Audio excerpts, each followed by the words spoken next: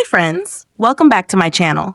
In today's video, I'm going to show you how to turn on 120Hz refresh rate on the Samsung Galaxy S23.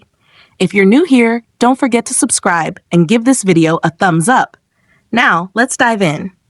Step 1. First, unlock your phone and open the Settings application. This is where you can find various customization options for your device, including display settings, security settings, and accessibility features. Step 2. Now, locate the search icon in the top right corner and tap on it. The search feature makes it much easier to find specific options without having to scroll through multiple menus manually. Step 3. In the search bar, type Motion Smoothness and wait for the results to appear. You'll see options related to display settings, such as refresh rate, notification effects, and more. Step 4. After performing the search, find Motion Smoothness and tap on it.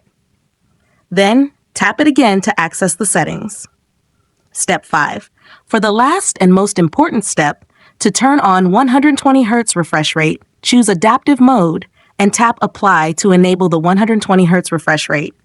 This feature automatically adjusts your screen's refresh rate for a smoother experience.